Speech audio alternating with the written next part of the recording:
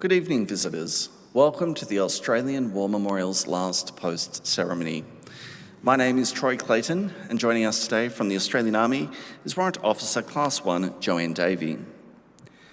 We welcome the veterans who have served, those that are still serving, and the families that love and support them. We also acknowledge the members of the RSL Services Clubs Association, RSL Victoria, and RSL Queensland who are watching this ceremony broadcast across Australia.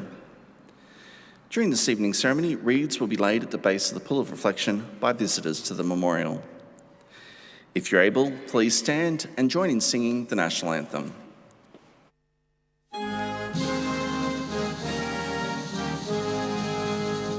Australians, oh, let us rejoice, for we are one and free. We've golden soil and wealth for toil, our home is girt by sea. Our land abounds in nature's gifts, all beauty rich and rare. In history's page, let every stage advance Australia fair. In joyful strains then let us sing, advance Australia fair.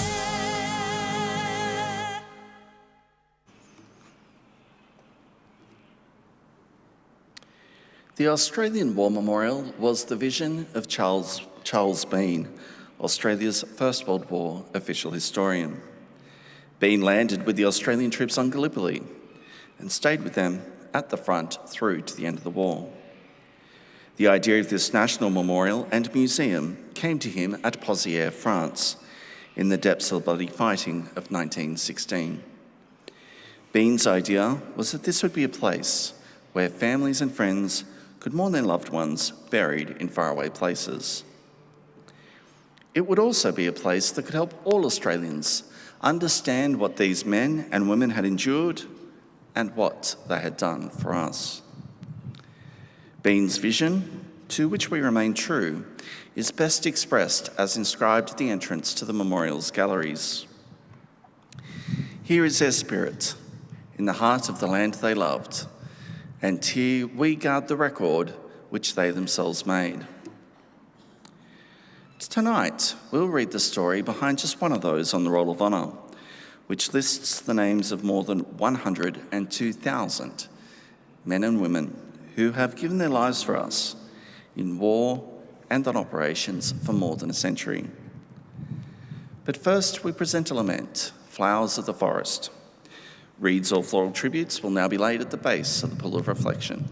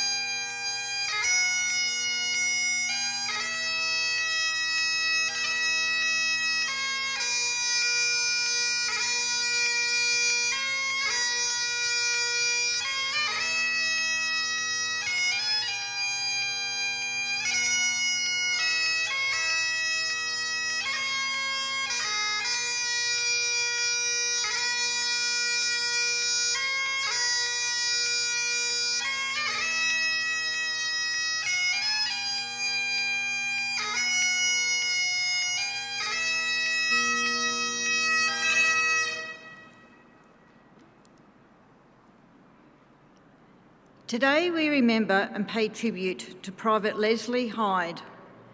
Leslie Hyde was born Francis Leslie Hyde in Hotham, Victoria in 1893, the eldest son of Francis and Amy Hyde.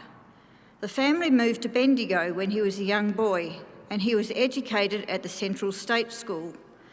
After completing his education, he undertook an apprenticeship with a local building contractor, Mr. Davey, to become a carpenter. He studied at the Bendigo School of Mines in conjunction with his apprenticeship and was able to earn several certificates relating to building construction. Leslie was a member of the local Carpenters Union and Australian Natives Association and was involved in the Golden Square Methodist Church's Sunday School. War broke out in Europe just as Leslie Hyde was completing his apprenticeship, and he joined the Australian Imperial Force within weeks. He was posted to the newly formed 14th Battalion and entered Broadmeadows Camp to begin his military training. He left Australia for active service overseas with his battalion on the 22nd of December, arriving in Egypt at the end of January 1915. On the 11th of April 1915, the 14th Battalion struck camp at Heliopolis and boarded a train for the port of Alexandria. It left on board the troop ship Siang Chun 2 days later, with few, if any, members of the battalion aware of their destination. The 14th Battalion would spend a little over a week on the island of Lemnos, undergoing intensive training in preparation for the landing on Gallipoli. Back on board the Siang Chun, the 14th Battalion left Lemnos Harbour at 9:30 a.m. on the 25th of April 1915. The vessel passed Cape Helles on its way to Anzac Cove, and the men on board could see the naval attack going on there as they went by well out to sea. Reaching Anzac Cove at about 5 p.m, the Siang Chun began to take on men wounded in the hours after the dawn landing almost straight away. The men of the 14th Battalion helped wave after wave of them on board throughout the night. At 11:15 on the 26th of April, the men of the 14th Battalion began to disembark into 2 torpedo boat destroyers, which would take them close enough to shore to be able to ferry to land in tows.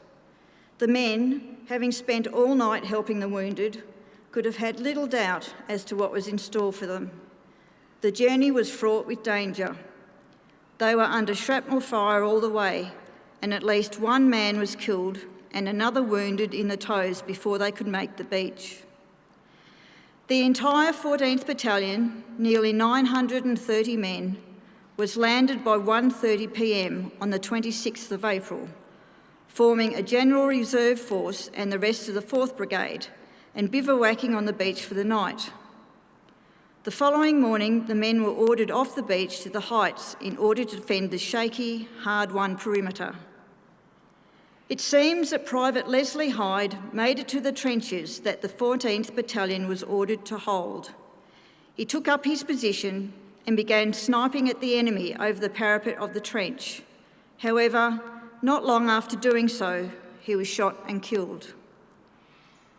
Hyde's commanding officer, Captain Henry Boyle, later wrote to Leslie's mother in answer to her request for information on the death of her eldest son. He wrote, "He was very brave and trustworthy.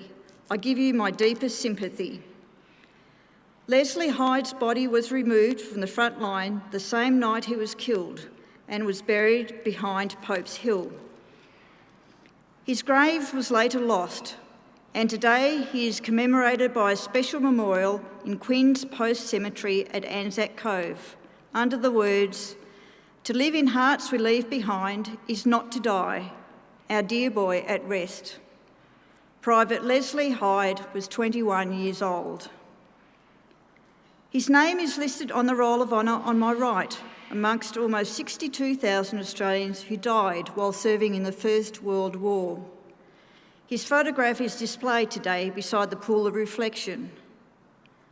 This is but one of the many stories of service and sacrifice told here at the Australian War Memorial. We now remember Private Leslie Hyde, who gave his life for us, for our freedoms, and in the hope of a better world.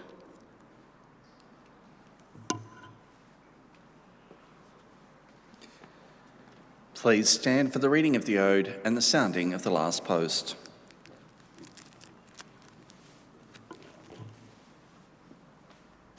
They shall grow not old as we that are left grow old. Age shall not weary them, nor the years condemn. At the going down of the sun, and in the morning we will remember them. We will remember them.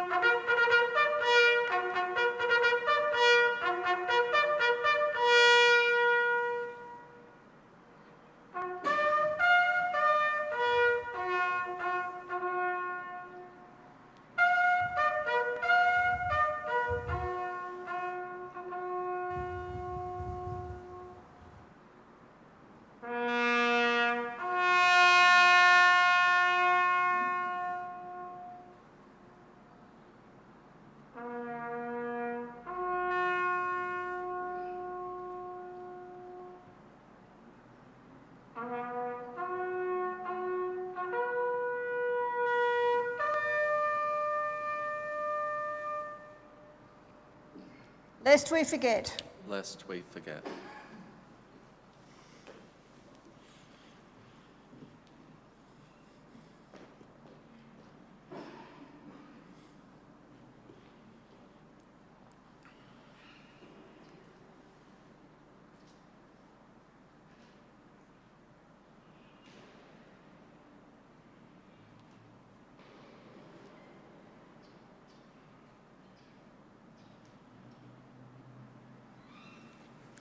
We leave you this evening with the words of the memorial's founder, Charles Bean.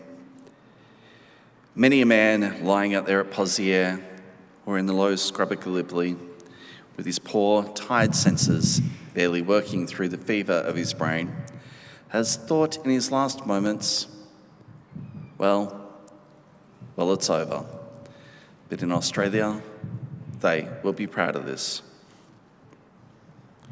Ladies and gentlemen, girls and boys, that concludes the last post ceremony. We'd like to thank you for visiting the Australian War Memorial and wish you all a very good evening. Thank you.